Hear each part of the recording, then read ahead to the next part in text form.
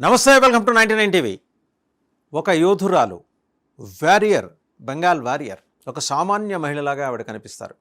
కానీ ఆవిడ చేసింది ధీరోదాత్త పోరాటం.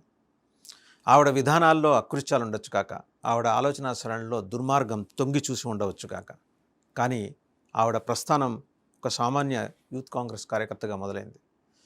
ఆమె ఎదిగిన తీరు కూడా, ఛాలెంజ్ చేసిన తీరు, కమ్యూనిస్టు పాలనలో ఆవిడ పడ్డ కష్టాలు ఆమెని రాటుదేలేలా చేశాయి. ఎక్కడా కాంప్రమైజ్ కాని వ్యక్తిత్వం. మేనల్లుడి రూపంలో ఆమెని ఇబ్బంది పెడుతుంటే దాన్ని అధిగమించడానికి తప్పులు చేసుకుంటూ ముందుకెళ్ళి రావటం ఇవాళ ఆవిడకి ఈ దుస్థితి కలగటానికి కారణం. ఆవిడెవరో కాదు, మమతా బెనర్జీ, బెంగాల్ ముఖ్యమంత్రి. ఇంకొక రోజు ఆగితే మాజీగా మిగులుతుందా, మళ్ళీ తాజాగా ముఖ్యమంత్రి పదవి చేపడుతుందా అనేది మనకు తెలుస్తుంది. ఒకటి, ఇవాళ ఆవిడ గురించి ఎందుకు మాట్లాడుకోవాల్సి వస్తుంది?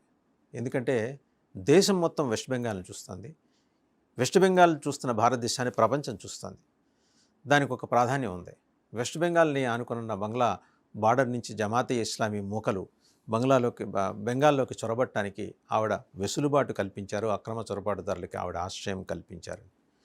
ఇవాళ ఆవిడ అక్రమ చొరబాటుదారులకు ఆశ్రయం కల్పించారని బీజేపీ ఆరోపిస్తుంటే, బీజేపీ కన్నా ముందే ఆవిడ పార్లమెంట్లో దీనికి సంబంధించిన ప్రస్తావన చేసి దేశం మొత్తం దృష్టిని ఆకర్షించింది. ఇలా అక్రమ చొరబాటుదారులు వస్తున్నారని ఇవాళ వాళ్ళని కాపాడే ప్రయత్నం చేస్తోంది. ఇది ఆవిడ మీద ఉన్న అభియోగాలు.